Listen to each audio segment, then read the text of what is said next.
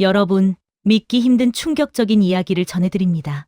지금부터 들려드릴 이야기는 한 여교사가 목격한 끔찍한 진실과 그녀가 목숨을 걸고 선택한 자유에 관한 이야기입니다. 구독과 좋아요를 눌러주시면 교육의 참된 의미를 되찾기 위해 모든 걸 버린 한 여성의 눈물겨운 여정을 함께 하실 수 있습니다. 차가운 바람이 교실 창문 틈새로 들어왔습니다. 35개의 책상 중 하나가 텅 비어 있었어요. 어제까지만 해도 그 자리에 민철이가 앉아 있었거든요. 까만 눈망울로 칠판을 올려다보며 연필을 꾹꾹 눌러 쓰던 아이. 하지만 오늘 아침 민철이는 오지 않았습니다. 영원히 오지 못할 겁니다. 10살짜리 아이가 굶어 죽었으니까요. 저는 리명숙입니다. 함경남도 함흥시 제3인민학교에서 15년간 아이들을 가르쳤어요. 교단에 서는 게 제 삶의 전부였습니다. 아이들의 웃음소리가 제 하루를 채웠고 아이들의 성장이 제 기쁨이었죠. 하지만 그날 아침 민철이의 빈 책상을 보며 저는 깨달았습니다. 이곳에서 저는 진짜 선생님이 아니라는 걸요. 그저 체제를 위한 도구였을 뿐이라는 걸요. 교실 문이 열렸습니다. 교장 선생님이 들어오셨어요. 김철호 교장 선생님은 48살의 당원이셨습니다. 회색 인민복을 입으신 모습이 평소보다 더 엄격해 보였어요. 리명숙 동무, 잠깐 밖으로 나옵시다. 저는 아이들에게 자습하라고 말하고 복도로 나갔습니다. 교장 선생님의 얼굴이 굳어 있었어요. 박민철 학생 말입니다. 제 가슴이 철렁 내려앉았습니다. 네, 교장 선생님. 오늘 아침 사망했습니다.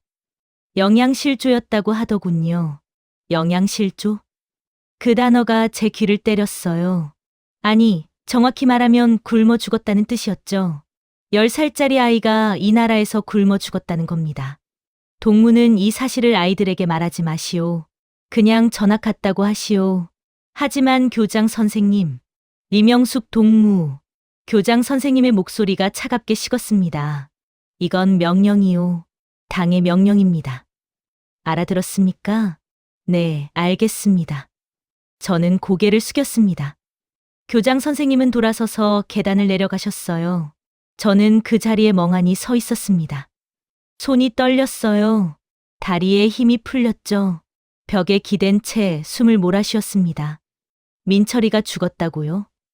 그 작고 여린 아이가 어제만 해도 저에게 물어봤는데요. 선생님, 배가 너무 고파요. 언제쯤 배불리 먹을 수 있을까요? 저는 뭐라고 대답했던가요? 아, 맞아요. 이렇게 말했었죠?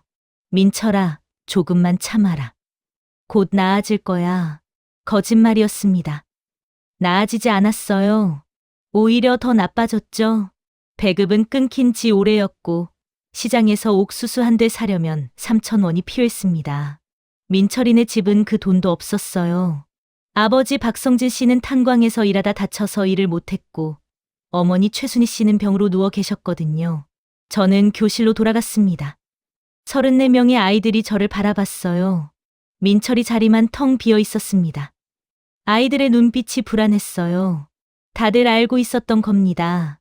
민철이가 어제부터 이상했다는 걸요. 여러분, 제 목소리가 떨렸습니다. 민철이는 다른 학교로 전학을 갔습니다. 거짓말이었어요.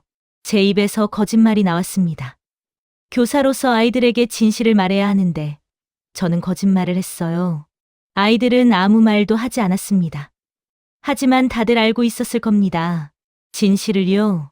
수업을 시작했습니다. 교과서를 펴고 글을 읽었어요. 하지만 글자가 눈에 들어오지 않았습니다. 자꾸만 민철이 얼굴이 떠올랐거든요. 까만 머리, 큰 눈, 마른 뺨. 그 아이는 언제나 웃었어요. 배가 고파도 추워도 힘들어도 웃었습니다. 수업이 끝나고 집으로 돌아왔습니다. 저는 함흥시 서호동에 살았어요. 작은 단칸방이었습니다. 남편 정민수는 아직 집에 오지 않았어요. 남편은 화학 공장에서 일했습니다. 보통 밤 9시쯤 퇴근했죠. 저는 방바닥에 주저앉았습니다. 눈물이 났어요. 참을 수가 없었습니다. 10살짜리 아이가 굶어 죽었는데 저는 아무것도 할 수 없었어요. 그저 거짓말만 했을 뿐이었죠. 왜 민철이가 죽어야 했을까요? 왜 10살짜리 아이가 굶어 죽는 나라에서 우리는 살고 있는 걸까요? 그리고 왜 저는 진실을 말할 수 없는 걸까요? 그날 밤 저는 처음으로 생각했습니다. 이곳에서는 살 수 없다고요. 진짜 선생님이 될 수 없는 곳에서는 살 수 없다고요. 남편이 돌아왔을 때 저는 울고 있었습니다. 남편이 물었어요. 명수가 무슨 일이야? 민철이가 죽었어요. 남편의 얼굴이 굳어졌습니다. 박민철, 네 반학생? 네, 굶어 죽었어요. 10살짜리 아이가요.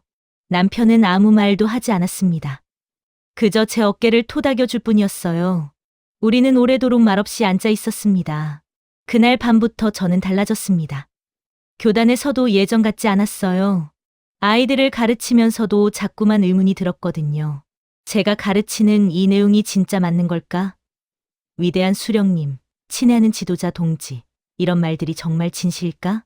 민철이의 빈 책상은 일주일 뒤 새로운 학생으로 채워졌습니다. 김영우라는 아이였어요. 하지만 저는 그 책상을 볼 때마다 민철이가 떠올랐습니다. 까만 눈망울로 저를 올려다보던 그 아이의 얼굴이요. 그로부터 3주가 지났습니다. 교육부에서 새로운 지침이 내려왔어요. 사상교육을 더욱 강화하라는 내용이었습니다. 매일 아침 1시간씩 수령님의 혁명 역사를 가르쳐야 했죠. 국어 시간도 산수 시간도 줄어들었어요.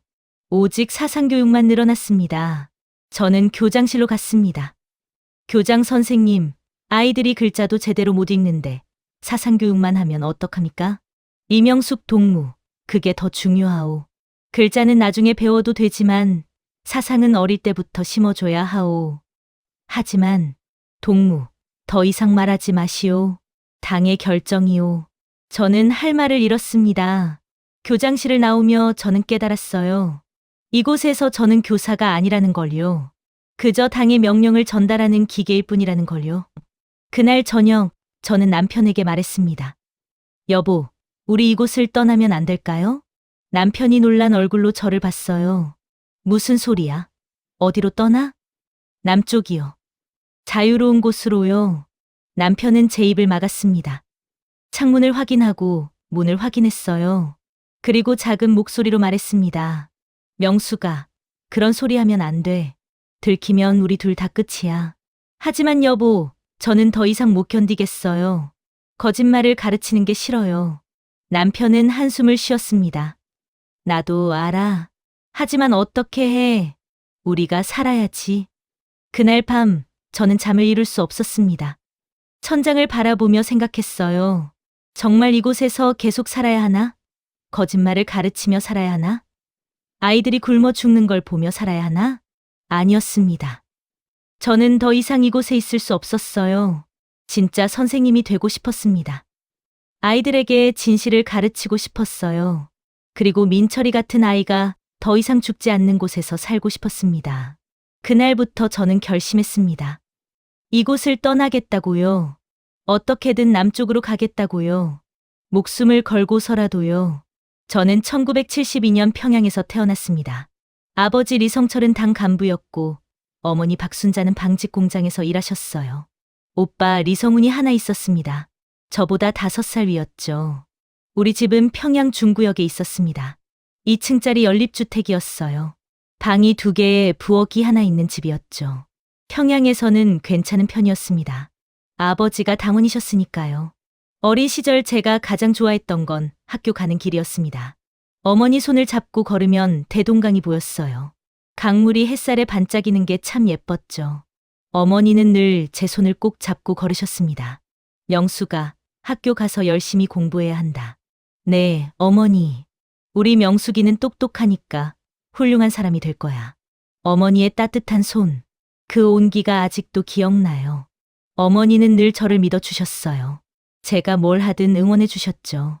저는 평양 제1인민학교에 입학했습니다. 7살 때였어요. 첫 등교날 빨간 넥타이를 메고 학교에 갔던 게 기억나요. 가슴이 두근거렸습니다. 새 책가방도 샀어요. 검은색 책가방이었죠. 담임 선생님은 김예숙 선생님이셨습니다. 35살쯤 되셨을 거예요. 상냥하고 다정한 분이셨죠. 김 선생님은 늘 웃으셨어요. 아이들 하나하나 이름을 불러주셨고 잘못해도 다그치지 않으셨습니다. 명수가, 글씨를 천천히 써보렴. 급하게 쓰면 삐뚤어진다. 네, 선생님. 그래, 잘한다. 우리 명숙이 글씨 참 예쁘구나. 김 선생님의 칭찬을 들으면 기분이 좋았어요. 더 열심히 하고 싶었죠. 선생님이 제 머리를 쓰다듬어 주실 때면 따뜻했습니다. 그 손길이 좋았어요. 3학년 때였습니다. 제가 처음으로 꿈을 가진 게요. 어느 날 김 선생님이 물으셨어요. 여러분, 커서 뭐가 되고 싶어요? 아이들이 손을 들었습니다. 누구는 군인, 누구는 의사, 누구는 과학자라고 했어요. 저도 손을 들었습니다. 명숙이는? 저는 선생님이 되고 싶어요. 김 선생님이 환하게 웃으셨어요. 그래, 왜 선생님이 되고 싶은데? 선생님처럼 아이들을 가르치고 싶어요. 선생님처럼 다정하게요. 김 선생님이 제 어깨를 토닥여 주셨습니다. 명숙이는 꼭 좋은 선생님이 될 거야. 선생님이 그렇게 믿는다. 그날부터 저는 확실해졌습니다. 저는 선생님이 되어야겠다고요. 김예숙 선생님처럼 아이들에게 따뜻한 선생님이 되고 싶었어요. 집에 돌아와서 어머니께 말씀드렸습니다. 어머니, 저 선생님 될래요. 어머니가 웃으셨어요. 그래, 좋은 꿈이구나. 명숙이 선생님 되면 참 멋있겠다. 정말요? 그럼, 우리 명숙이는 뭐든지 잘할 수 있어. 아버지도 찬성하셨습니다. 교원은 좋은 직업이다. 인민을 위해 봉사하는 거니까. 저는 그날부터 더 열심히 공부했습니다. 국어, 산수, 자연 모든 과목을 열심히 했어요. 시험에서도 늘 1등을 했죠. 선생님이 되려면 공부를 잘해야 한다고 생각했거든요. 중학교에 진학했습니다. 평양 제3중학교였어요. 더 열심히 공부했습니다. 아침 7시에 등교해서 저녁 6시에 하교했어요. 집에 와서도 밤 11시까지 공부했죠. 그런데 중학교 4학년 때였습니다. 아버지가 돌아가셨어요. 갑작스러운 심장마비였습니다. 51살이셨어요. 아버지는 어느 날 저녁 퇴근하시다가 길에서 쓰러지셨대요. 병원으로 옮겼지만 이미 늦었다고 했습니다. 장례식장에서 저는 울었습니다. 어머니도 오빠도 모두 울었어요. 아버지는 늘 엄격하셨지만 저희를 사랑하셨거든요. 주말이면 저를 무릎에 앉히고 책을 읽어주셨어요. 그 따뜻한 목소리가 그리웠습니다. 아버지가 돌아가시고 집안 형편이 어려워졌습니다. 당에서 약간의 보조금을 줬지만 부족했어요. 어머니는 더 열심히 일하셨고 오빠는 군대에 갔습니다. 저는 고등중학교를 졸업하고 대학에 가야 했어요. 1990년 저는 평양교원대학에 입학했습니다. 18살이었어요. 초등교육학부였죠. 드디어 선생님이 되는 길에 들어선 거예요. 대학 생활은 즐거웠습니다. 교육학, 아동심리학, 교과교육법을 배웠어요. 매일 아침 6시에 일어나 도서관에 갔습니다. 밤 10시까지 공부했죠. 주말에도 쉬지 않았어요. 2학년 때 남편을 만났습니다. 정민수였어요. 민수는 김책공업종합대학 화학과 학생이었습니다. 저보다 2살 위였죠. 친구 소개로 만났어요. 첫 만남은 모란봉이었습니다. 봄날이었어요. 벚꽃이 피어 있었죠. 민수는 키가 크고 말수가 적은 사람이었습니다. 하지만 눈빛이 따뜻했어요. 명숙 동무는 뭘 공부하십니까? 초등교육을 배우고 있습니다. 선생님이 되려고요. 좋은 꿈이십니다. 저는 화학을 전공하고 있습니다. 우리는 천천히 걸으며 이야기했습니다. 민수는 함흥 출신이었어요. 부모님은 모두 노동자셨죠. 민수는 공부를 잘해서 평양으로 왔다고 했습니다. 그날 이후 우리는 자주 만났습니다. 주말이면 대동강변을 걸었어요. 민수는 말은 적었지만 저를 잘 챙겨줬습니다. 추우면 자기 외투를 벗어 주었고 무거운 가방을 들어주었죠. 명수가, 니는 꼭 좋은 선생님이 될 거야. 정말 그렇게 생각해요? 응. 니는 마음이 따뜻하잖아. 그런 사람이 좋은 선생님이 되는 거지. 민수의 말에 용기가 났어요. 더 열심히 공부했습니다. 1994년 저는 대학을 졸업했습니다. 22살이었어요. 성적이 좋아서 함흥으로 발령받았습니다. 함흥시 제3인민학교였죠. 민수도 같은 해 졸업했습니다. 함흥화학공장에 배치받았어요. 우리는 함께 함흥으로 갔습니다. 그해 가을 우리는 결혼했어요. 결혼식은 소박했습니다. 공장 식당에서 간단히 했어요. 어머니와 오빠, 민수 부모님, 그리고 몇몇 친구들만 왔습니다. 화려하지 않았지만 행복했어요. 민수가 제 손을 잡고 말했어요. 영수가, 우리 행복하게 살자. 응, 그러자. 신혼집은 작았습니다. 함흥시 서호동 단칸방이었어요. 하지만 우리 둘만의 보금자리였죠. 작은 밥상을 놓고 마주 앉아 밥을 먹었어요. 민수가 만든 김치찌개 맛이 좋았습니다. 이거 맛있다. 여보가 요리 잘하네. 이것밖에 못 만들어. 괜찮아. 우리 둘이 먹기엔 충분해. 저는 행복했습니다. 사랑하는 사람과 함께 살고 꿈꾸던 선생님이 되었으니까요. 제3인민학교 첫 출근 날을 잊을 수 없어요. 1994년 9월 1일이었습니다. 새 옷을 입고 학교에 갔어요. 가슴이 떨렸습니다.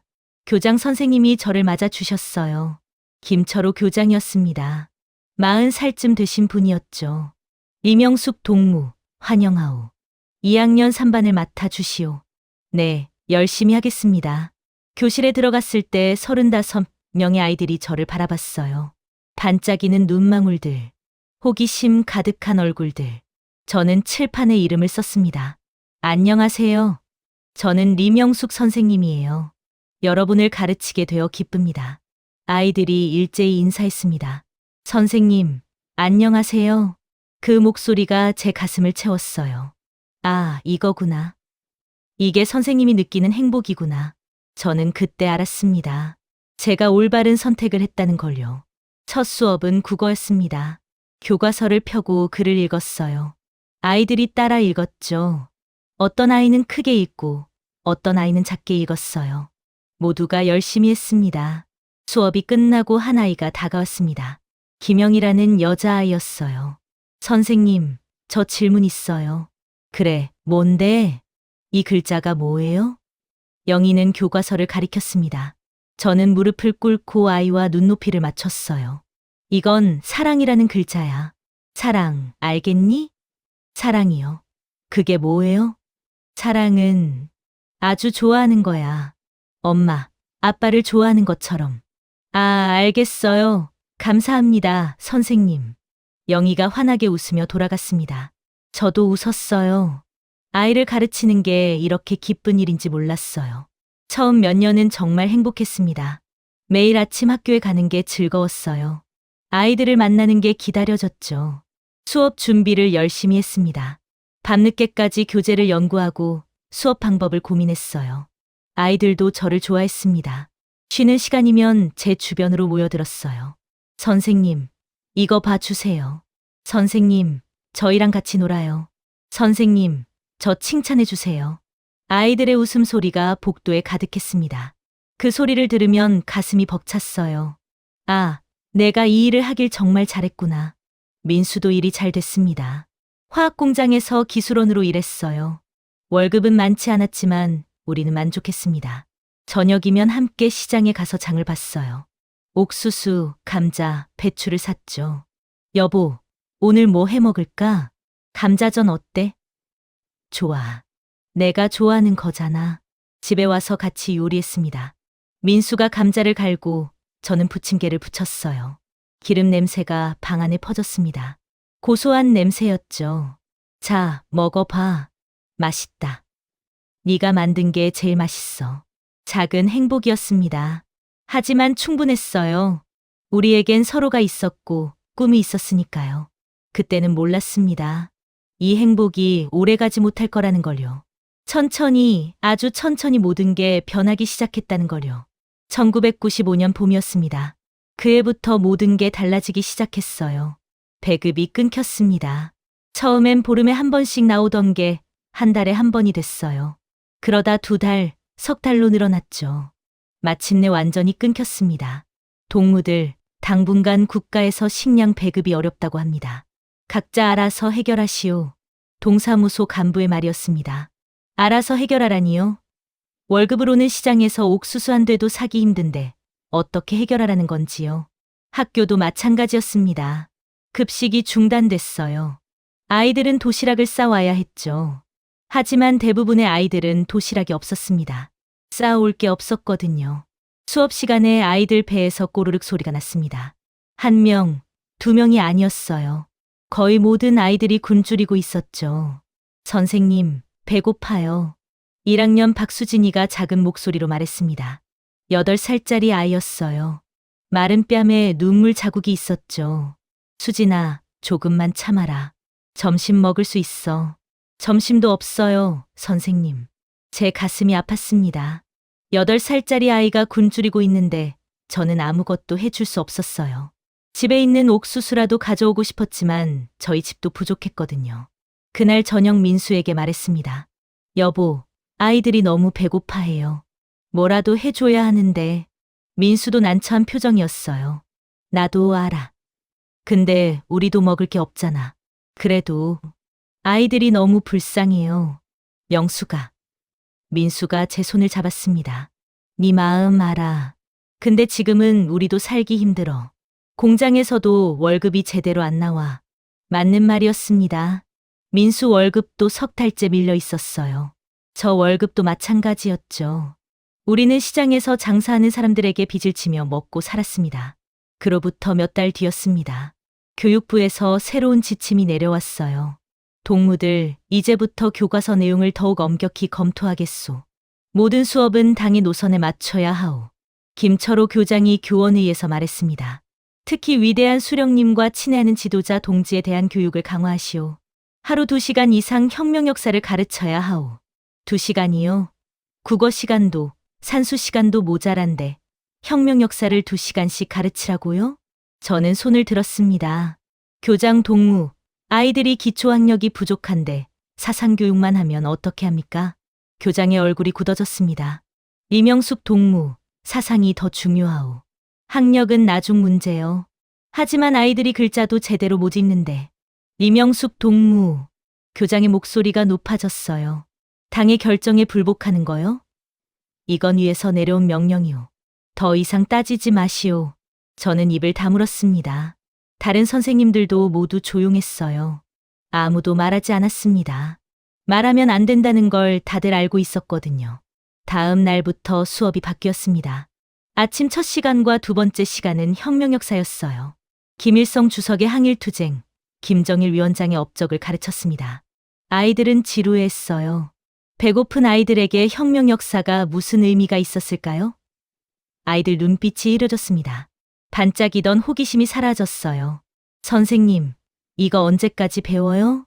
조용히 해라. 이건 중요한 거야. 하지만 저도 알고 있었습니다. 이게 중요하지 않다는 걸요. 아이들에게 정말 필요한 건 글자를 읽고 쓰는 법, 계산하는 법이었어요. 하지만 저는 그걸 가르칠 수 없었습니다. 당의 명령이었으니까요. 1996년 겨울이었습니다. 상황이 더 나빠졌어요. 길거리에서 쓰러지는 사람들이 생겼습니다. 굶어 죽는 사람들이었죠. 학교에도 변화가 있었습니다. 출석률이 떨어졌어요. 35명 중 10명은 학교에 오지 않았습니다. 집에서 누워있거나 시장에 나가 구걸했대요. 선생님, 철수가 왜 안 와요? 철수는 몸이 아파서 쉬는 거야. 거짓말이었습니다. 철수는 굶주려서 걸을 힘이 없었어요. 저는 철수네 집에 가봤습니다. 판잣집이었죠. 철수는 이불 속에 누워 있었어요. 뼈만 앙상했습니다. 철수야, 선생님이야. 철수가 간신히 눈을 떴어요. 선생님. 많이 아프니? 배고파요, 선생님. 너무 배고파요. 제가 가져간 옥수수 한 줌을 철수 어머니께 드렸습니다. 이거라도 드세요. 고맙습니다, 선생님. 정말 고맙습니다. 철수 어머니는 눈물을 흘렸어요. 마른 손으로 옥수수를 꼭 쥐었습니다. 저도 눈물이 났어요. 이게 뭡니까? 아이가 굶어 죽어가는데 옥수수 한 줌밖에 줄 수 없다니요. 학교로 돌아오는 길, 저는 울었습니다. 아무도 없는 골목에서 소리내어 울었어요. 분했습니다. 왜 아이들이 굶어야 합니까? 왜 이 나라는 아이들을 굶겨주립니까? 교장실에 갔습니다. 교장 동무, 아이들이 너무 배고파합니다. 학교에서 뭐라도 해야 하지 않겠습니까? 교장이 한숨을 쉬었어요. 이명숙 동무, 나도 알아. 하지만 학교에도 없어. 우리가 뭘 할 수 있겠소? 그래도. 이명숙 동무, 현실을 받아들이시오. 지금은 국가적 난관 시기요. 모두가 힘든 거요. 현실을 받아들이라고요. 아이들이 굶어 죽는 현실을요? 저는 할 말을 잃었습니다.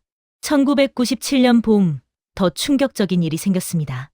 교과서가 바뀐 거예요. 새 교과서가 배포됐는데 내용이 완전히 달랐습니다. 국어 교과서를 펴봤어요. 예전엔 동화나 시가 있었는데 이제는 전부 수령님 찬양이었습니다. 산수 교과서도 마찬가지였어요. 문제가 이랬습니다. 위대한 수령님께서 미제 놈들을 10명 무찔렀습니다.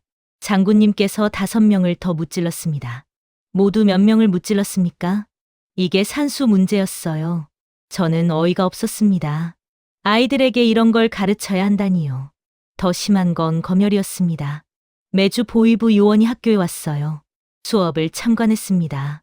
제대로 가르치는지 감시했죠. 어느 날 수업 중이었습니다. 저는 국어 교과서를 읽고 있었어요. 그런데 뒤에서 누군가 들어왔습니다. 보위부 최성일 요원이었어요. 계속하시오. 최 요원이 뒤에 앉았습니다. 저는 긴장했어요. 손에 땀이 났죠. 교과서 내용을 읽었습니다. 위대한 수령님께서는 어려서부터 총명하셨습니다. 7살에 천자문을 모두 외우셨고 아이들이 따라 읽었어요. 하지만 아이들 목소리에 힘이 없었습니다. 배고픈 아이들이 무슨 열정으로 읽겠어요. 수업이 끝나고 최 요원이 저를 불렀습니다. 이명숙 동무, 잠깐 이야기합시다. 복도로 나갔습니다. 최 요원이 날카로운 눈빛으로 저를 봤어요. 동무 수업 태도가 불량하오. 예, 무슨 말씀이신지. 열정이 없어. 위대한 수령님 말씀을 가르치는데 왜 그렇게 힘없이 하오? 저는 할 말이 없었습니다. 앞으로 더욱 충성스럽게 가르치시오. 아이들에게 수령님에 대한 사랑을 심어줘야 하오. 알겠소?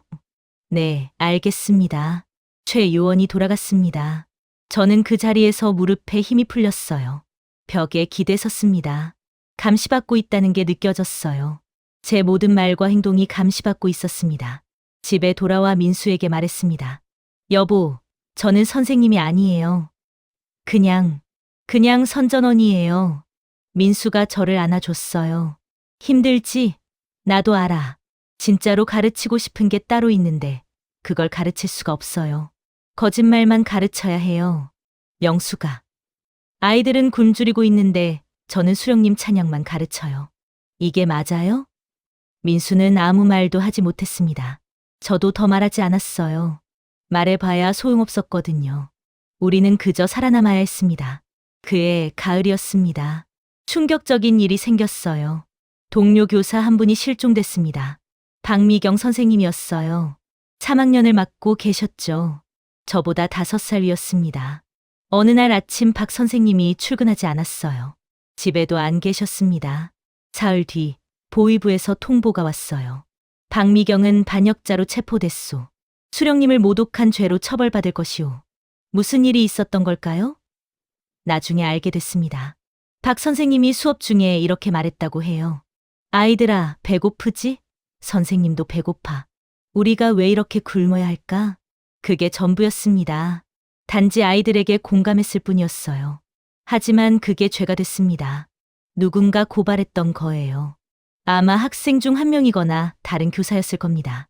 일주일 뒤 박 선생님이 공개 처형됐다는 소문이 돌았습니다. 확인할 수는 없었어요. 하지만 박 선생님은 다시 돌아오지 않았습니다. 저는 두려웠습니다. 말 한마디 잘못하면 저도 저렇게 될 수 있겠구나. 저는 더욱 조심했어요. 수업 중엔 교과서 내용만 그대로 읽었습니다. 제 생각은 절대 말하지 않았어요. 하지만 마음속으론 분노가 쌓였습니다. 왜 진실을 말할 수 없습니까? 왜 아이들을 진심으로 걱정할 수 없습니까? 왜 우리는 이렇게 살아야 합니까? 1998년 초였습니다. 그날 아침 박민철이라는 아이가 제 반에 전화가 왔어요. 10살이었습니다. 마른 몸에 큰 눈을 가진 아이였죠. 여러분, 오늘부터 민철이가 우리 반이 됐어요. 인사해 볼까? 안녕하세요.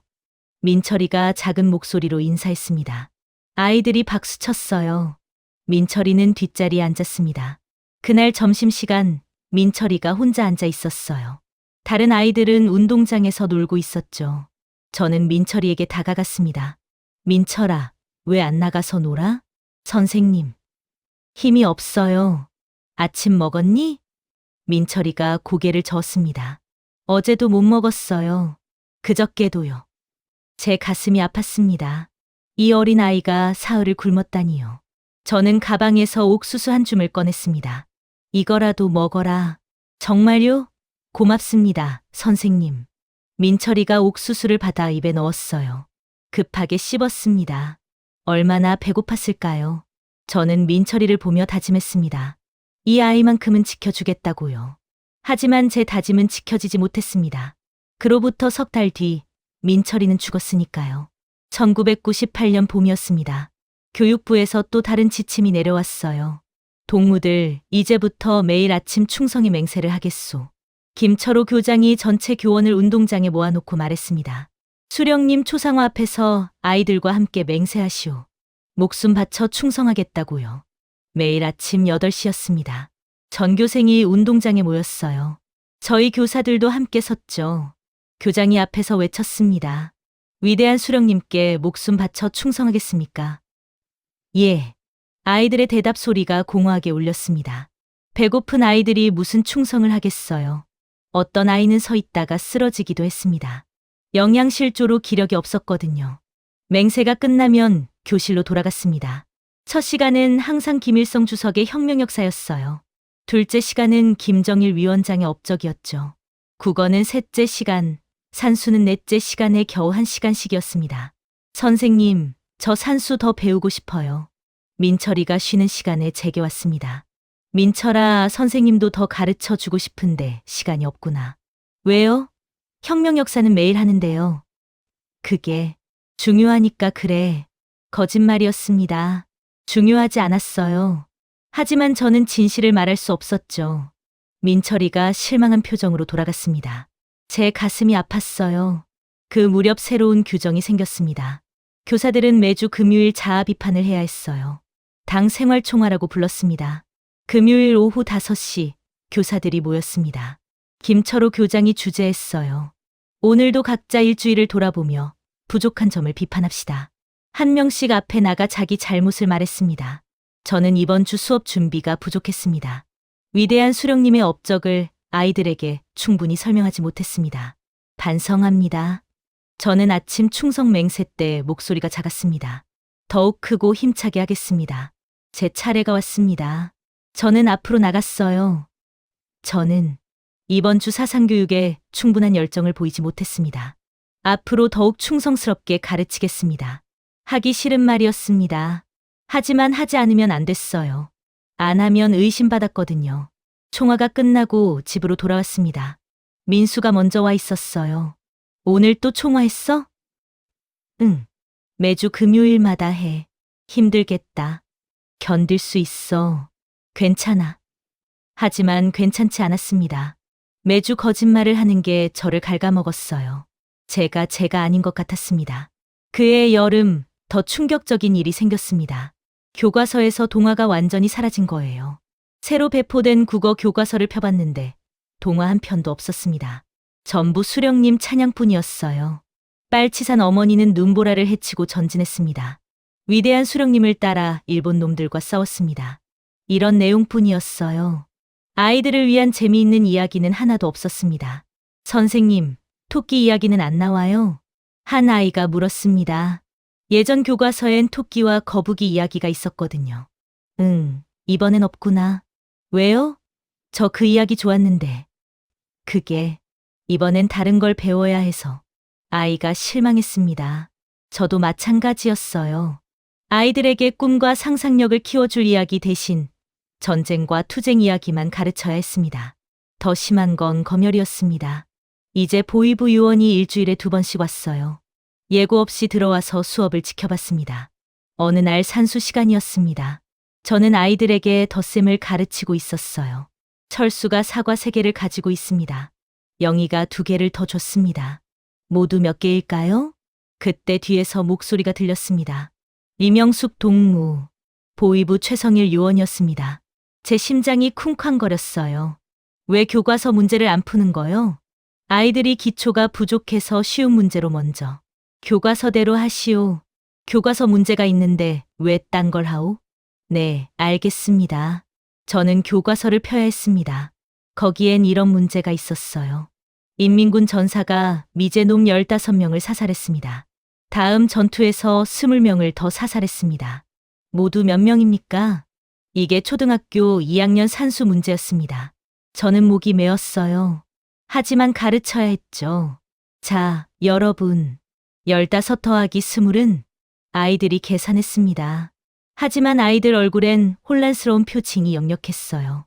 왜 사람을 죽인 걸 세어야 하는지 이해할 수 없었던 겁니다. 수업이 끝나고 최 요원이 저를 불렀습니다. 리명숙 동무, 주의하시오. 교과서를 벗어난 교육은 불순한 행위로 간주될 수 있소. 죄송합니다. 다시는 당과 수영님께 충성하는 마음으로 가르치시오. 알겠소? 네, 알겠습니다. 그날 밤 저는 민수에게 말했습니다. 여보, 저 미칠 것 같아요.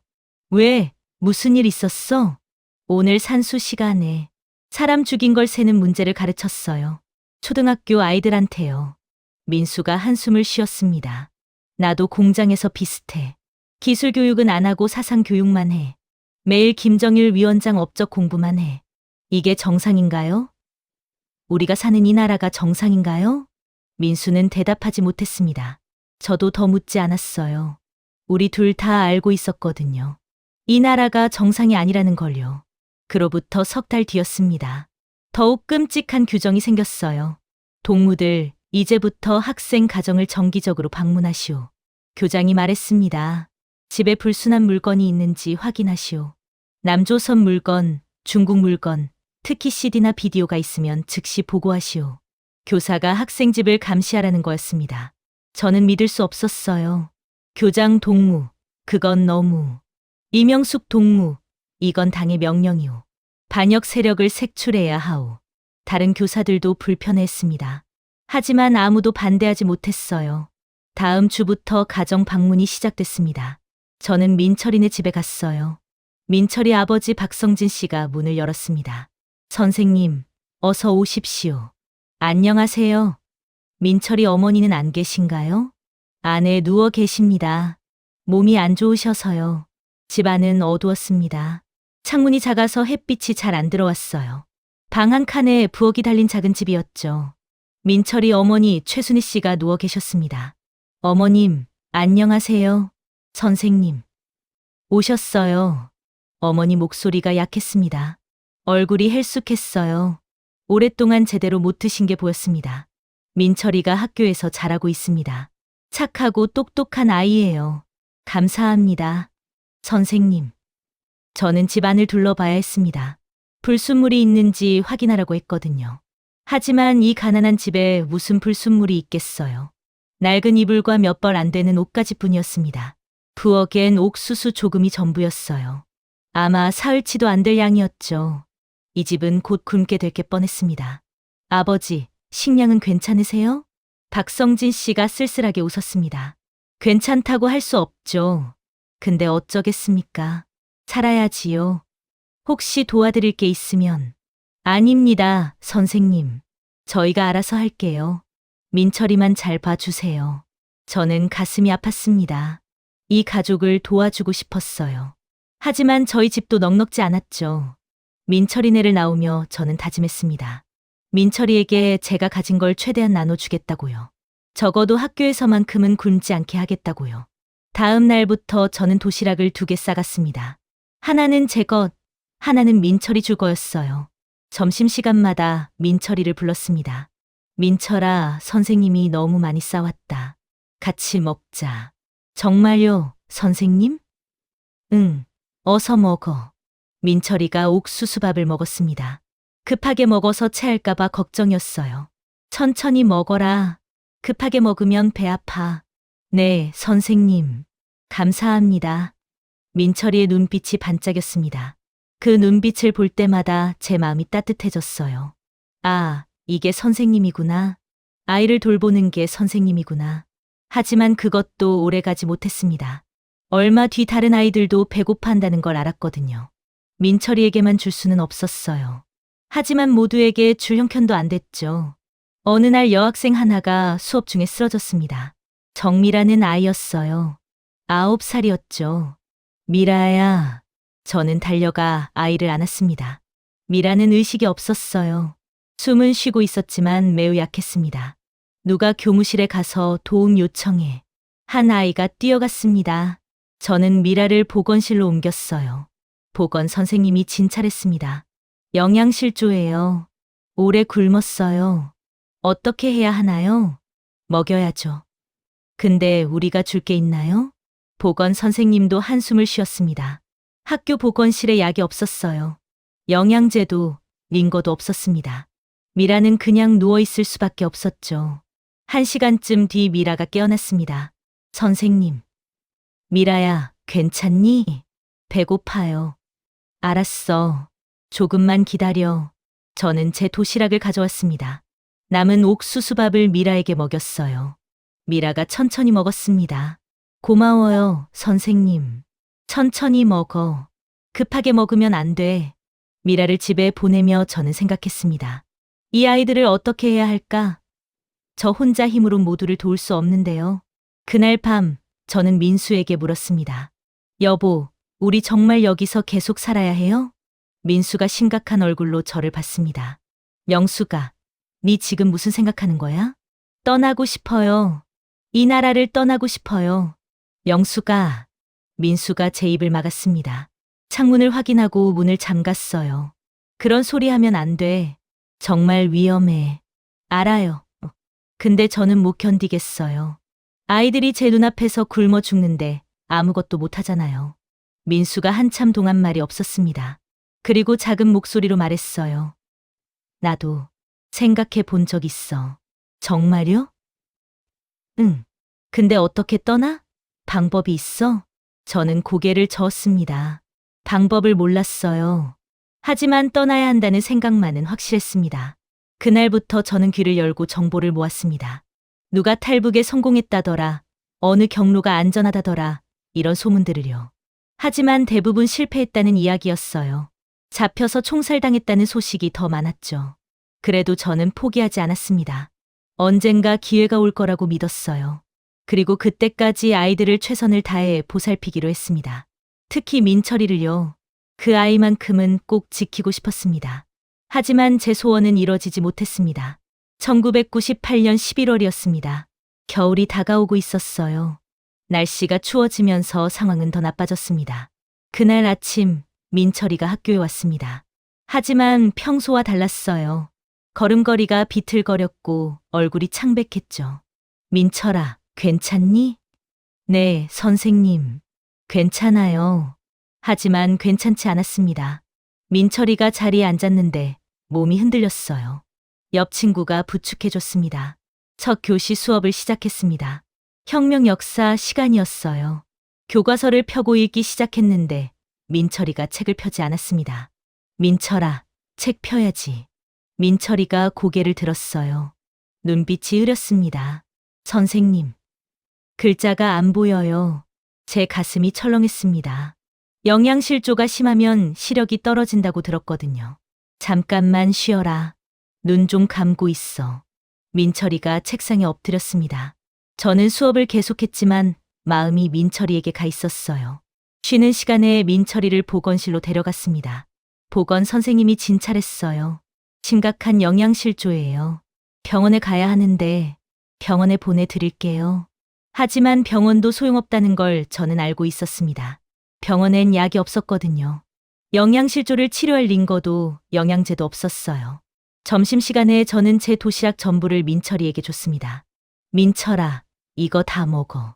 선생님은요? 선생님은 집에 가서 먹을게. 네가 먹어. 민철이가 옥수수밥을 먹었습니다. 하지만 몇 숟가락 먹고는 멈췄어요.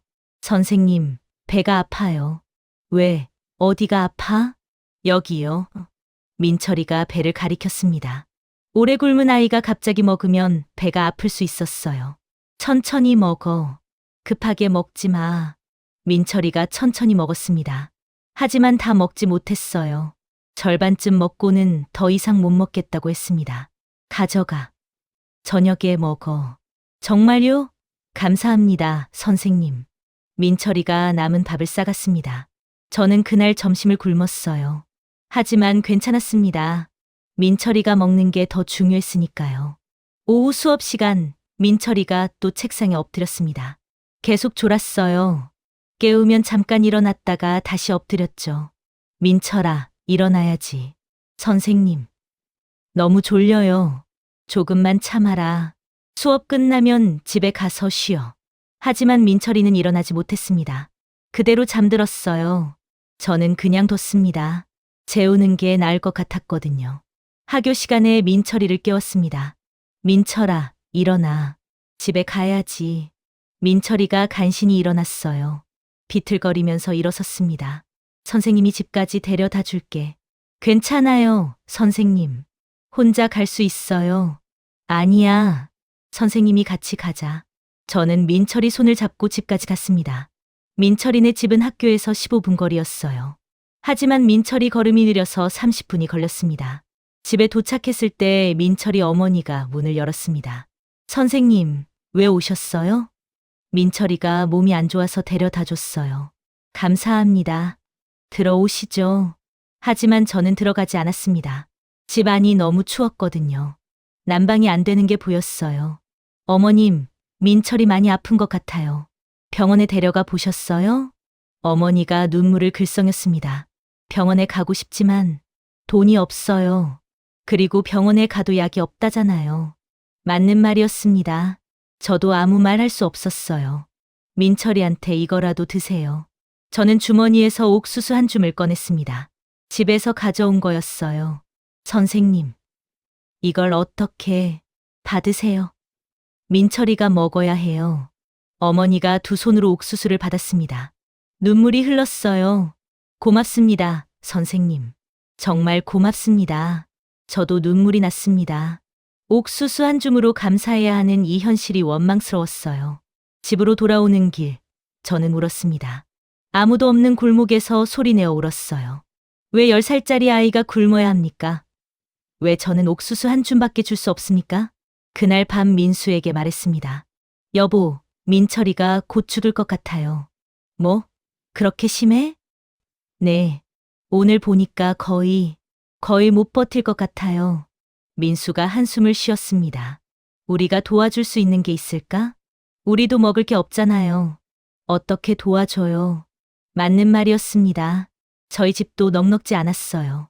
민수 월급이 넉 달째 안 나왔고 제 월급도 석 달째 밀려 있었습니다. 저희도 빚을 지며 살고 있었죠. 그래도 뭔가 방법이 있을 거야. 무슨 방법? 저는 대답하지 못했습니다. 방법이 없었어요. 다음 날 민철이는 학교에 오지 않았습니다. 걱정이 됐어요. 수업이 끝나고 민철이네 집에 갔습니다. 문을 두드렸습니다. 한참 만에 민철이 아버지가 나왔어요. 선생님. 아버지 얼굴이 her숙했습니다. 머리가 헝클어져 있었고 수염이 길게 자라 있었어요. 민철이 어떻게 됐어요?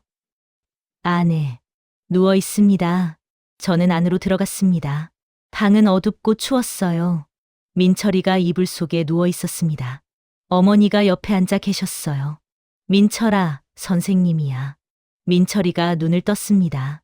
까만 눈동자가 저를 봤어요. 선생님. 목소리가 너무 작았습니다. 간신히 들렸어요. 많이 아프니? 네. 배가 아파요. 병원에 가야 하는데 민철이 어머니가 말했습니다. 어제 병원에 갔어요. 근데 의사 선생님이 약이 없다고 했어요. 그냥 쉬라고만 하더라고요. 저는 무릎을 꿇고 민철이 손을 잡았습니다. 손이 차가웠어요. 뼈만 남은 작은 손이었죠. 민철아, 조금만 버텨. 곧 나아질 거야. 선생님. 저 학교 가고 싶어요. 그래. 나으면 학교 오자. 선생님이 기다릴게. 산수. 더 배우고 싶어요. 응.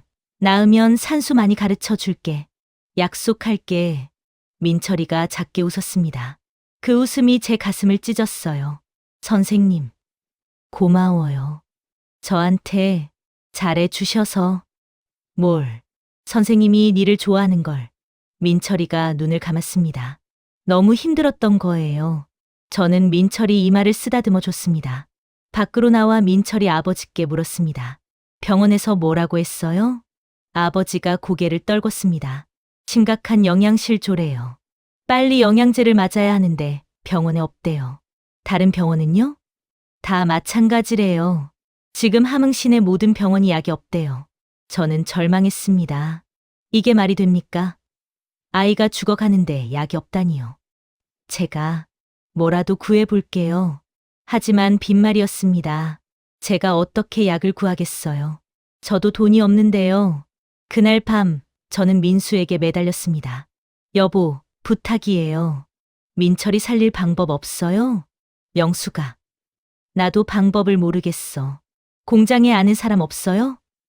약 구할 수 있는 사람? 민수가 한참 생각하더니 말했습니다. 공장에 장 과장이라는 분이 계셔. 그분이 시장에 아는 사람이 많대. 내일 물어볼게. 정말요? 고마워요, 여보. 다음 날 민수가 장 과장을 만났습니다.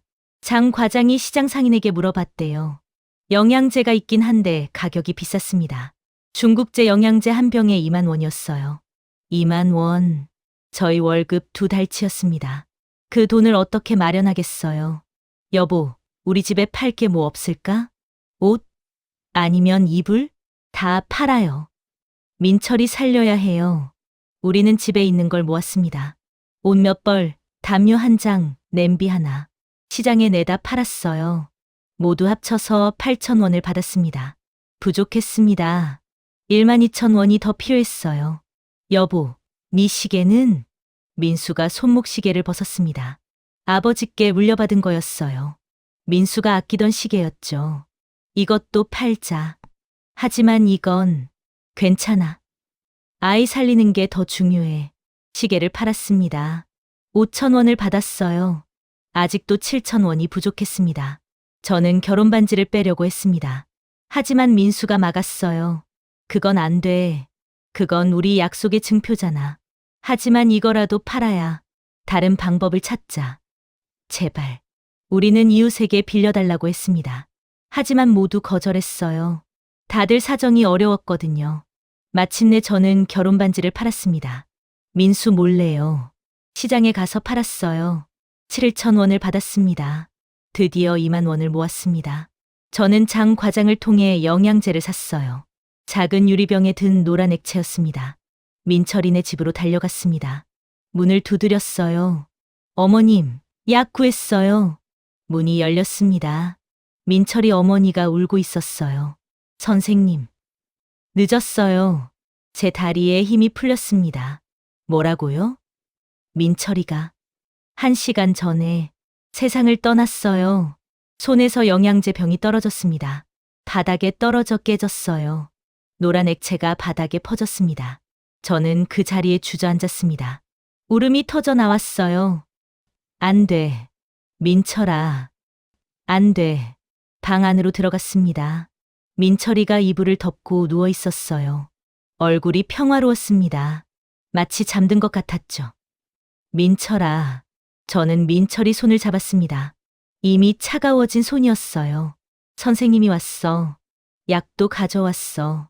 이제 나을 수 있어. 하지만 민철이는 대답하지 않았습니다. 영원히 대답할 수 없었어요. 저는 민철이 이마에 입맞춤했습니다. 미안해, 민철아. 선생님이 니를 지켜주지 못했어. 정말 미안해. 민철이 어머니와 아버지도 울고 있었습니다. 우리는 오래도록 울었어요. 그날 저는 알았습니다. 이 나라에서는 살 수 없다는 걸요. 아이들이 제 눈앞에서 죽는 나라에서는 더 이상 못 견디겠다는 걸요. 민철아, 미안해. 선생님이 무능했어. 니를 살리지 못했어. 하지만 약속할게. 선생님은 이 나라를 떠날 거야. 그리고 진짜 선생님이 될 거야. 니 같은 아이들을 구할 수 있는 선생님이 될게. 그게 선생님이 니한테 할 수 있는 마지막 약속이야. 민철이 장례식은 조용히 치러졌습니다. 가족들과 몇몇 이웃만 모였어요. 저도 참석했습니다. 작은 관에 민철이가 누워 있었습니다. 새 옷을 입혀놨어요. 평소엔 입지 못했던 깨끗한 옷이었죠. 민철이는 평화로워 보였습니다. 더 이상 배고프지 않을 거예요. 더 이상 아프지 않을 겁니다. 민철아, 잘 가거라. 저는 관 앞에 무릎 꿇고 절했습니다. 눈물이 멈추지 않았어요. 장례식이 끝나고 학교로 돌아왔습니다. 교실에 들어갔을 때 민철이 책상이 텅 비어 있었어요. 어제까지 민철이가 앉아있던 그 자리였습니다. 저는 그 자리를 오래 바라봤어요. 민철이 얼굴이 떠올랐습니다. 웃는 얼굴, 연필 쥐고 글씨 쓰던 모습, 선생님, 배고파요라고 말하던 작은 목소리. 그날 수업을 할 수 없었습니다. 아이들 앞에 섰지만 말이 나오지 않았어요. 여러분, 오늘은 조용히 자습하세요.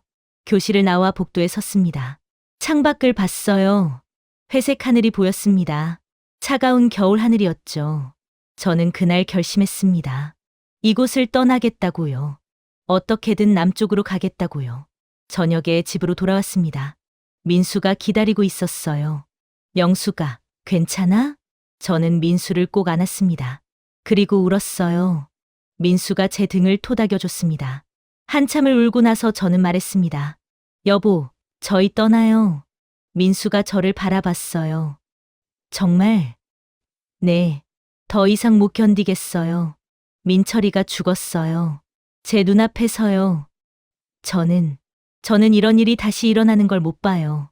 민수가 한참 생각하더니 고개를 끄덕였습니다. 알았어. 우리 떠나자.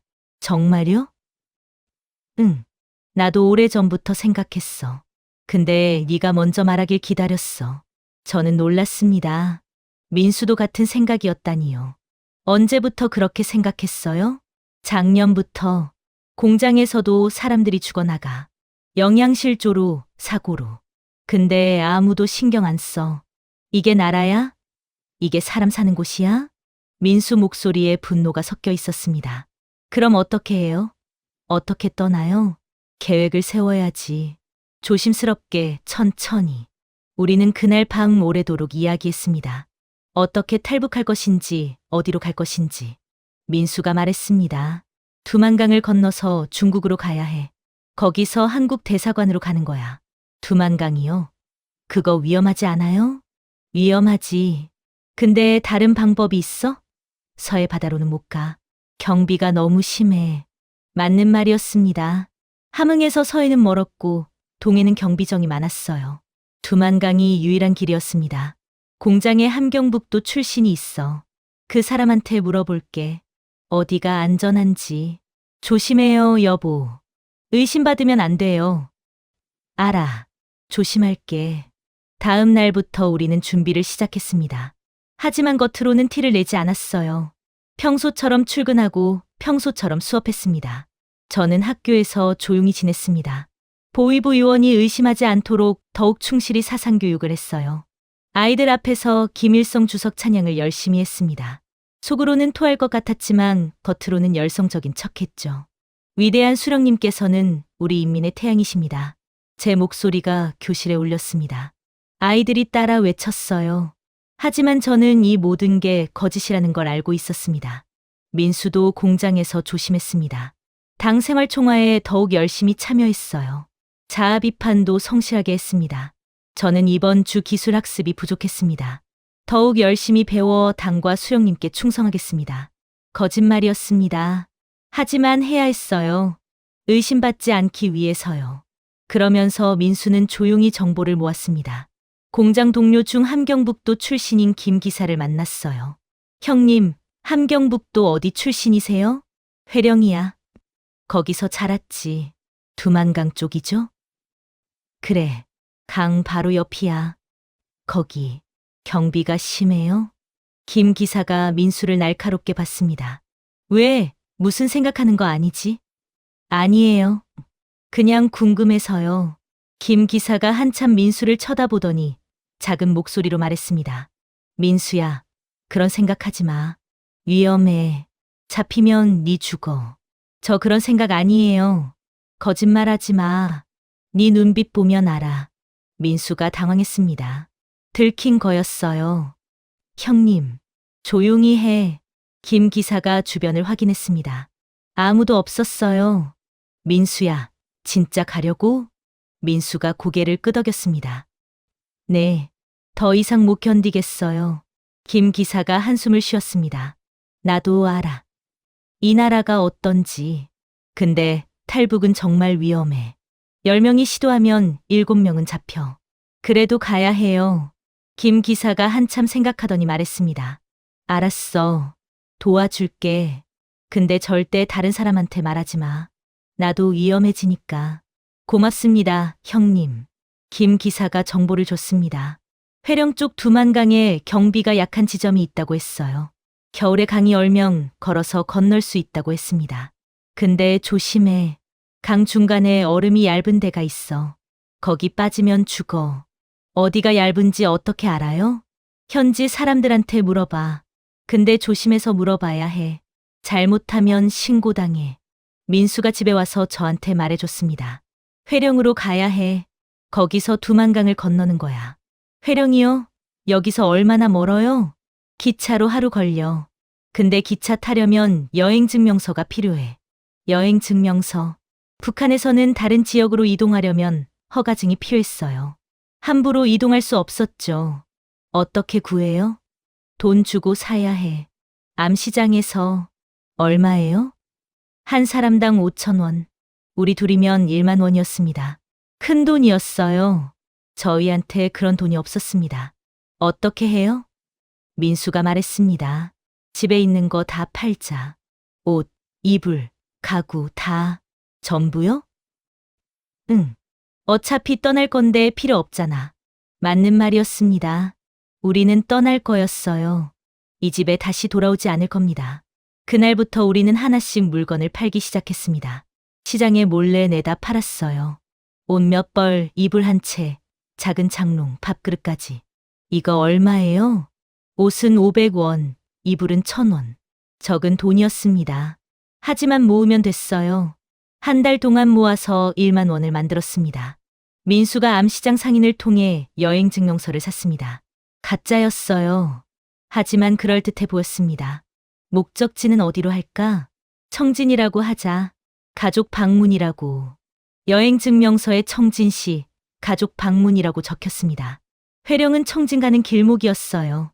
청진 간다고 하고 회령에서 내리면 됐죠. 출발일을 정했습니다. 1999년 1월 15일. 한겨울이었어요. 강이 완전히 얼어야 건널 수 있었거든요. 그날까지 2달 남았습니다. 저희는 조심스럽게 준비했어요. 저는 학교에 사직서를 낼 수 없었습니다. 사직하면 의심받았거든요. 그냥 어느 날 안 나가는 거였어요. 그럼 무단결근이 되겠죠. 하지만 그때 저희는 이미 북한을 떠나 있을 겁니다. 민수도 마찬가지였습니다. 공장에 말하지 않고 그냥 사라지는 거였어요. 명수가, 네 가족들한테는 말 안 해? 못 해요. 말하면 말릴 거예요. 나도 그래. 우리 부모님한테 말 못 해. 서로를 위로했습니다. 가족을 두고 떠나는 게 가장 힘들었거든요. 어머니, 미안해요. 저 먼저 가요. 나중에 어머니도 모셔올게요. 저는 혼자 중얼거렸습니다. 어머니는 평양에 계셨어요. 오빠와 함께 살고 계셨죠. 어머니한테 마지막 인사도 못 드리고 떠나야 했습니다. 민수 부모님도 함흥에 계셨습니다. 하지만 민수도 말할 수 없었어요. 아버지, 어머니, 죄송합니다. 불효자식이 먼저 갑니다. 민수가 밤마다 혼자 중얼거렸습니다. 출발 일주일 전이었습니다. 저는 민철이 묘에 갔습니다. 작은 무덤이었어요. 나무 표지판에 박민철이라고 적혀 있었습니다. 민철아, 선생님이야. 무덤 앞에 무릎 꿇고 앉았습니다. 선생님 이제 떠나. 이 나라를 떠날 거야. 남쪽으로 갈 거야. 바람이 차갑게 불었습니다. 거기 가면 진짜 선생님이 될 거야. 네 같은 아이들을 가르칠 거야. 그리고 아무도 배고프지 않게 할 거야. 눈물이 났습니다. 민철아, 미안해. 선생님이 니를 지켜주지 못했어. 근데 약속할게. 선생님은 니를 잊지 않을 거야. 평생 기억할 거야. 오래도록 무덤 앞에 앉아 있었습니다. 마지막 인사였어요. 잘 있어, 민철아. 하늘나라에서는 배불리 먹고 행복하게 지내. 일어서서 돌아왔습니다. 뒤돌아보지 않았어요. 돌아보면 무너질 것 같았거든요. 출발 전날 밤이었습니다. 저와 민수는 집에 앉아 있었어요. 여보, 무서워요. 나도 무서워. 잡히면 어떻게 해요? 잡히면 끝이지. 근데 안 가면 어떻게 해? 여기서 계속 이렇게 살 거야? 맞는 말이었습니다. 우리는 선택해야 했어요. 위험을 무릅쓰고 떠나거나 이곳에 남아 죽을 때까지 거짓말을 하며 살거나. 가요. 같이 가요. 응. 우리 함께 가자. 우리는 손을 꼭 잡았습니다. 다음 날 새벽 5시, 우리는 집을 나섰습니다. 작은 보따리 하나씩만 들었어요. 옷 한 벌, 옥수수 조금이 전부였습니다. 문을 잠그고 나왔습니다. 뒤돌아봤어요. 이 집에서 5년을 살았습니다. 결혼해서 살림을 차린 곳이었죠. 하지만 이제 돌아오지 않을 겁니다. 가자. 민수가 제 손을 잡았습니다. 우리는 함흥역으로 걸어갔습니다. 아무도 없는 새벽 거리였어요. 차가운 바람이 불었습니다. 별이 총총하게 빛났어요. 저는 생각했습니다. 이게 마지막일 수도 있다고. 살아서 남쪽에 도착하지 못할 수도 있다고. 하지만 괜찮았습니다. 시도는 하는 거잖아요. 포기하지 않는 거잖아요. 민철아, 지켜봐줘. 선생님이 자유를 찾을 수 있게. 함흥역에 도착했을 때 아직 어두웠습니다. 새벽 6시였어요. 역 대합실엔 사람들이 웅성거리고 있었습니다. 여행 증명서 검사합니다. 보안원이 큰 소리로 외쳤어요. 사람들이 줄을 섰습니다. 저와 민수도 줄에 섰어요. 제 손에 땀이 났습니다. 가짜 증명서가 들통나면 어떡하죠? 저희는 그 자리에서 체포될 겁니다. 다음, 우리 차례였어요. 보안원이 증명서를 받아봤습니다. 한참 들여다봤어요. 목적이 뭐요? 가족 방문입니다. 청진에 누가 있소? 처남이 있습니다. 민수가 침착하게 대답했어요. 하지만 저는 심장이 터질 것 같았습니다. 보안원이 또 한참 쳐다봤어요. 그리고 증명서를 돌려줬습니다. 가시오. 감사합니다. 우리는 기차에 올랐습니다. 좁은 객차였어요. 나무 의자가 빽빽이 놓여 있었죠. 사람들로 가득했습니다. 기차가 출발했습니다. 천천히 움직이기 시작했어요. 창밖으로 함흥 시내가 보였습니다. 제가 5년간 살던 도시였어요. 이제 다시 보지 못할 풍경이었죠. 잘 있어, 함흥. 저는 속으로 작별 인사를 했습니다. 기차는 느렸습니다. 시속 30km도 안 됐어요. 자주 멈췄죠. 선로 상태가 나빴거든요. 옆자리에 할머니가 앉아 계셨습니다. 주름진 얼굴에 흰 머리카락이었어요. 어디 가십니까, 젊은이들? 청진에 갑니다. 멀었는데 하루 걸릴 거요. 네, 알고 있습니다. 할머니가 보따리에서 옥수수 몇 개를 꺼냈어요. 이거라도 드시오. 기차에서 배고플 텐데. 아닙니다. 저희 가진 게 있어요. 괜찮아요. 받으시오. 할머니가 옥수수를 건넸습니다. 저는 고마워서 눈물이 날 뻔했어요. 고맙습니다, 할머니. 별 말씀을. 서로 도우며 살아야지. 기차가 계속 북쪽으로 올라갔습니다. 창밖 풍경이 바뀌었어요. 건물이 줄어들고 산이 많아졌습니다.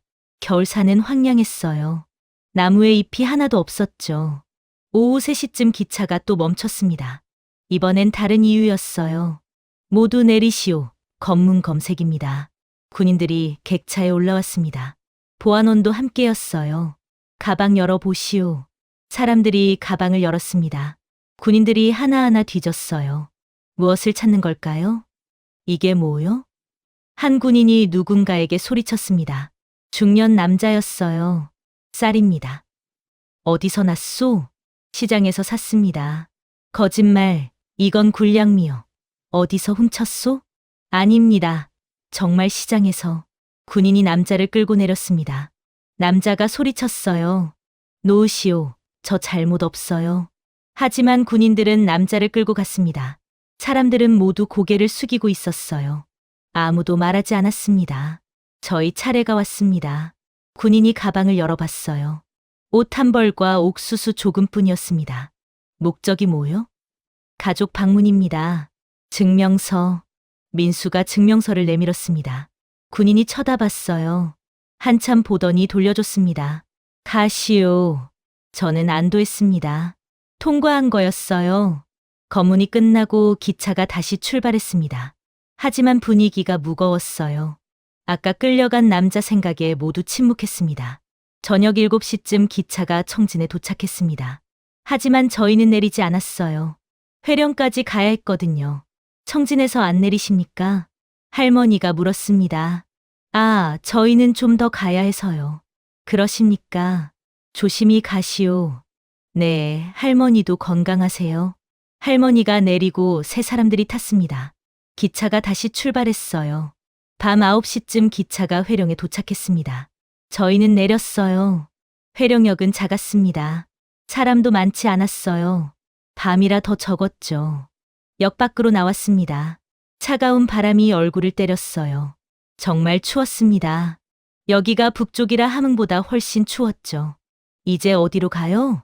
강 쪽으로 가야 해. 근데 밤에는 위험해. 아침까지 기다리자. 우리는 역 대합실 구석에 앉았습니다. 밤을 새워야 했어요. 대합실엔 노숙자들이 몇 명 있었습니다. 모두 잠들어 있었죠. 저와 민수도 번갈아 가며 잤습니다. 한 명은 자고 한 명은 깨어서 지켰어요. 다음 날 새벽 6시, 우리는 역을 나섰습니다. 강을 찾아야 했어요. 저기 아저씨한테 물어볼까? 길 가던 노인이 보였습니다. 민수가 다가갔어요. 아버지, 실례지만 두만강이 어디입니까? 노인이 민수를 쳐다봤습니다. 날카로운 눈빛이었어요. 왜? 강에 뭐 하러 가려고? 아, 그냥 구경하려고요. 구경? 이 추운 날 강 구경? 노인이 의심스러운 표정이었습니다. 민수가 당황했어요. 예전에 와본 적이 있어서 다시 보고 싶어서요. 노인이 한참 쳐다보더니 손가락으로 가리켰습니다. 저쪽으로 가면 나와. 10분 거리야. 감사합니다. 우리는 노인이 가리킨 방향으로 걸었습니다. 하지만 노인이 계속 저희를 보고 있었어요. 여보, 저 아저씨가 의심하는 것 같아요. 빨리 가자. 멀리 가야 해. 우리는 빠르게 걸었습니다. 10분쯤 가니 강이 보였어요. 두만강이었습니다. 하얗게 얼어 있었어요. 강 건너편이 중국이었습니다. 저기가 중국이야. 민수가 가리켰습니다. 강 너머로 마을이 보였어요. 집들에서 연기가 올라오고 있었습니다. 어떻게 건너요?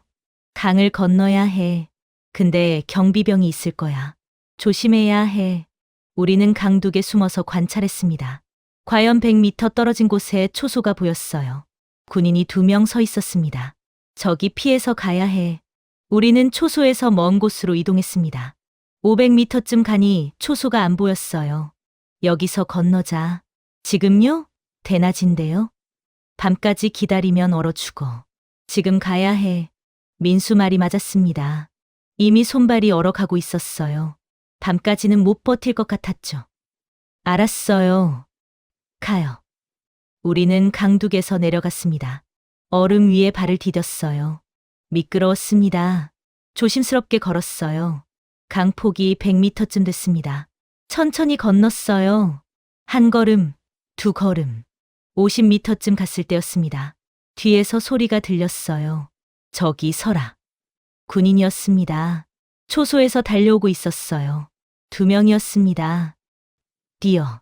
민수가 제 손을 잡고 뛰었습니다. 저도 뛰었어요. 얼음 위에서 미끄러지면서 뛰었죠. 멈춰라. 쏜다. 총소리가 울렸습니다. 탕. 얼음이 튀었어요. 총알이 빗나간 거였습니다. 계속 뛰어. 우리는 필사적으로 뛰었습니다. 70m, 80m. 중국 땅이 가까워졌어요. 탕. 또 총소리가 났습니다. 이번엔 더 가까웠어요. 옆에서 얼음이 깨졌습니다. 거의 다 왔어. 90m. 중국 강둑이 눈앞이었습니다. 그때 제 발이 미끄러졌습니다. 얼음에 넘어졌어요. 명수가, 민수가 저를 일으켰습니다. 그 순간 탕, 총알이 날아왔어요. 민수 옆을 스쳤습니다. 괜찮아, 가자. 우리는 마지막 힘을 다해 뛰었습니다. 100m. 중국 땅에 발을 디뎠어요. 멈춰라. 북한 군인들이 소리쳤습니다. 하지만 더 이상 쏘지 않았어요. 중국 땅에서는 쏠 수 없었거든요. 우리는 계속 뛰었습니다. 강둑을 올라가 마을로 들어갔어요. 숨을 헐떡였습니다. 우리 해냈어. 민수가 말했습니다. 정말요? 정말 중국이에요? 응. 우리 해냈어. 저는 민수를 껴안았습니다. 울음이 터져 나왔어요. 우리 살았어요. 살았어요. 민수도 울고 있었습니다. 우리는 오래도록 껴안고 울었어요. 북한 군인들은 강 건너편에서 저희를 바라보고 있었습니다. 하지만 이제 우리한테 손댈 수 없었어요. 우리는 자유로웠습니다. 중국 마을에서 우리는 한인 교회를 찾았습니다. 친절한 목사님이 저희를 숨겨주셨어요. 얼마나 힘드셨습니까? 일단 쉬세요. 감사합니다, 목사님. 목사님은 저희에게 따뜻한 방과 음식을 주셨습니다. 밥, 김치, 된장찌개. 오래간만에 배불리 먹었어요. 천천히 드세요. 많이 있어요. 정말 감사합니다. 저는 밥을 먹으며 울었습니다. 이렇게 따뜻한 밥을 먹을 수 있다니요. 배불리 먹을 수 있다니요. 교회에서 일주일을 지냈습니다. 그동안 몸을 추스렸어요. 목사님이 한국 대사관 연락처를 알려주셨습니다. 베이징 대사관으로 가셔야 합니다. 거기서 보호받을 수 있어요. 어떻게 가요? 제가 브로커를 연결해 드리죠. 돈이 좀 들긴 하지만 안전하게 갈 수 있어요. 목사님 도움으로 우리는 베이징까지 갈 수 있었습니다. 2주일이 걸렸어요. 차를 타고 기차를 타고 또 차를 타고 갔습니다. 베이징 한국 대사관에 도착했을 때 저는 울었습니다. 태극기가 펄럭이고 있었어요. 그 깃발을 보니 정말 살았구나 싶었습니다. 저희 탈북자입니다. 도와주세요. 대사관 직원이 저희를 맞아줬습니다. 들어오세요. 안전합니다. 대사관에서 조사를 받았습니다. 며칠 동안 질문에 답했어요. 저희 신원, 탈북 경로, 북한 생활에 대해 물었습니다. 이명숙 씨는 교사셨군요. 네, 초등학교 교사였습니다. 한국에 가서도 교사하고 싶으세요? 네, 그게 제 꿈이었어요. 진짜 선생님이 되는 게요. 일주일 뒤 우리는 한국행 비행기에 올랐습니다. 인천공항으로 가는 비행기였어요. 비행기가 이륙했을 때 저는 창밖을 봤습니다. 구름 위로 날아가고 있었어요. 하늘이 파랗고 아름다웠습니다. 여보, 우리 정말 한국 가는 거죠? 응, 진짜야. 민수가 제 손을 꼭 잡아줬습니다. 이륙하고 4시간 뒤 비행기가 착륙했습니다. 인천공항이었어요. 저는 한국 땅을 밟았습니다. 대한민국에 오신 것을 환영합니다. 공항 직원이 우리를 안내했습니다. 국정원 사람들이 나와 있었어요. 이명숙 씨, 정민수 씨 맞으십니까? 네, 맞습니다. 일단 조사를 받으셔야 합니다. 따라오세요. 우리는 조사를 받았습니다. 며칠 동안 또 질문에 답했어요. 똑같은 질문을 여러 번 받았습니다. 신원 확인을 위해서였죠.